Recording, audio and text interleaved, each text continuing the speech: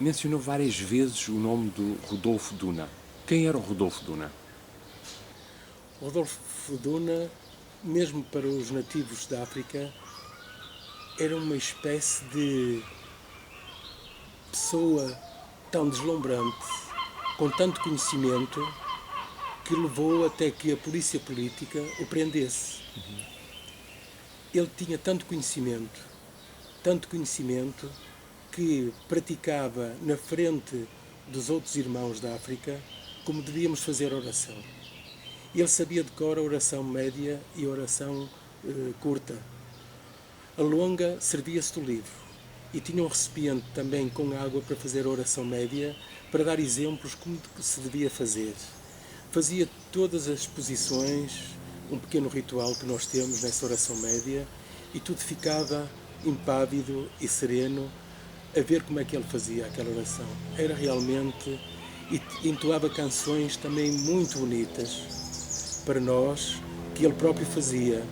Ele conhecia um pouco de música e então ele exercitava e compunha sobre o ponto de vista Bahá'í, então nós cantávamos muitas canções. Agora, algo de tenebroso que aconteceu com este querido casal, a polícia política da altura, que era a PIDE, havia algo de estranho em Moçambique. Todos os nativos que viviam em Moçambique, ou aliás, ao redor de Maputo, de Lourenço Marques, tinham que ter um cartão que se chamava assimilado. Então a polícia política invadia as casas dos africanos que viviam ao redor de Lourenço Marques. Não só africanos como indianos. Eram como que excluídos, ficavam à volta. E eram visitados muitas vezes pela polícia política. Se eles tinham um cartão que dizia assimilado, queria dizer que então já comiam comida da Europa. Se assim não fosse, não lhes era dado o cartão e também não podiam circular na cidade. Rodolfo Duna tinha um conhecimento disto e instruía aos seus amigos barrais para que tivessem cuidado. Ele foi visitado muitas vezes pela polícia política. Um belo dia, por volta das 2, 3 da manhã, entraram em sua casa sem dizer nada. E eles ficaram muito assustados. Era a polícia política para os levarem presos. E assim foi, levaram presos. Depois voltaram outra vez à sua casa. Ele, como era um indivíduo assim muito capacitado, ele fazia casinhas pequenas que alugava aos africanos para lhes dar mais condições. Já não era uma palhota, mas sim uma casa com mais condições. E a polícia política não gostava disso, porque ele era muito inteligente. Mais tarde, ele voltou a ser levado preso. E aqui é que foi um grau de dificuldade acrescido. O Rodolfo Duna desapareceu cerca de um ano. Ninguém sabia onde é que ele estava.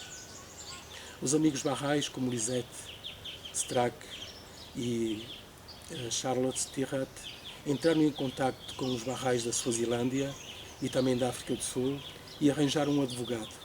Esse advogado chegou a Moçambique e tentou descobrir onde é que ele estava e soube onde é que ele estava.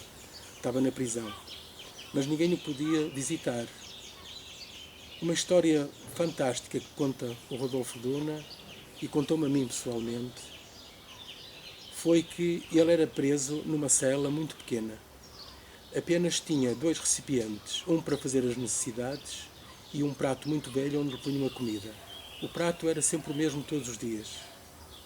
A comida era-lhe colocada à noite, à porta da cela, por volta das 2 da manhã. Batiam à porta e ele primeiro tinha que tomar banho, de água fria. Como levava um pouco tempo, por vezes, a tomar banho, porque tinha que se secar, quando regressava à sua cela já não tinha a comida, porque só dava um curto espaço de tempo para ter a comida, para poder levar para dentro da cela. Então ele sofria muito, emagreceu muito, e bateram-lhe.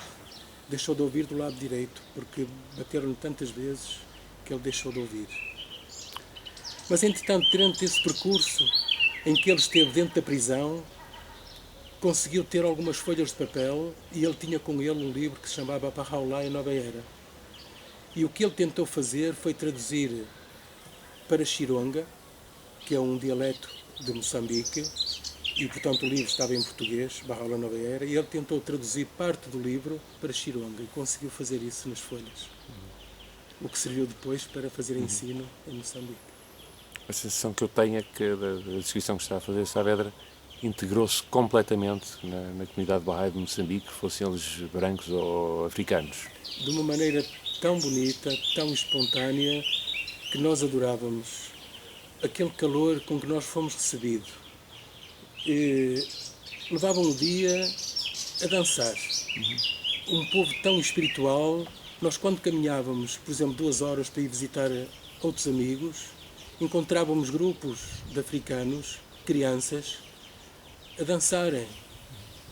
Depois de 2 horas que estávamos com os amigos, quando regressávamos novamente, aquelas crianças continuavam a dançar ainda, com pouca alimentação, mas assim faziam. E depois as mães ao lado a fazer pilão, com o pilão ali a bater.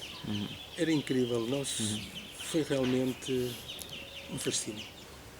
Na época em que chegou a Moçambique, vivia-se já a transição do colonialismo para a independência.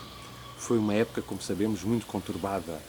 A comunidade Bahá'í certamente não era imune a esses problemas que se viviam. Como é que a sua família viveu esses problemas? Podemos dizer que foi muito complicado, por mais condição espiritual que nós tínhamos na altura. Nós convivíamos com toda a gente, mas depois começou confrontos de guerra. E houve uma altura muito perturbante. Alguns europeus de Portugal resolveram tomar conta de um edifício enorme que se chamava o Rádio Clube. Aquilo originou um grande conflito, porque na altura já existia a Frelimo e tinha havido no estado da Machado um discurso por Samora Machel muito empolgante. Por um lado, satisfatório, porque tinha uma componente política para os africanos. Mas, por outro lado, a ideia que os portugueses tinham é que iam ser ainda mais estigmatizados. Então, no espaço de uma semana, as pessoas iam para o aeroporto para ir embora de Moçambique. E então, quando tomaram conta do Rádio Clube, fizeram de uma maneira um pouco desastrada, se não muito desastrada, que a Frelimo tomou nota dos automóveis que estavam à volta e descobriram quem foram as pessoas que estavam dentro do Rádio Clube. Então ali houve uma chacina. Também perto do estado da Machado houve uma revolta preparada por europeus, não só portugueses, e, caso curioso, pintaram-se de negro para andarem disfarçados durante a noite.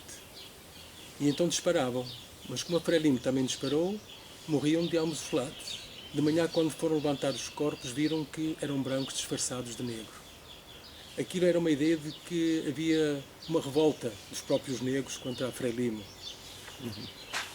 Isto ainda originou mais confusão, porque então é que começaram com uma pressão muito grande sobre os europeus e portugueses, não só pelo discurso do Samora Machel, como pela polícia política, pela Frelimo, pelos grupos dinamizadores que eram criados nos bairros, em que obrigavam toda a gente a assistir a colóquios que eles faziam.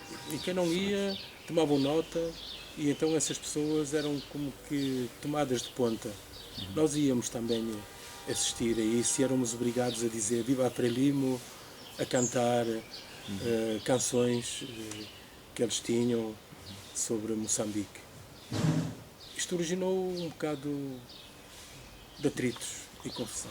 E também há uma história relacionada com isto que é muito forte. Este amigo, Rodrigues, vinha a sair da farmácia e foi obrigado a entrar dentro de um autocarro onde estavam todos os europeus. Chegou alguém com tochas acesas para pôr fogo no autocarro, para que toda a gente morresse. O único sobrevivente deste autocarro foi o nosso amigo Bahá'í Rodrigues, porque todos os amigos africanos gostavam muito dele e disseram Papá Rodrigues não, Papá Rodrigues não. Então ele saiu do autocarro, pegaram fogo e toda a gente morreu queimada, menos o Rodrigues. Então é uma história muito comovente, realmente.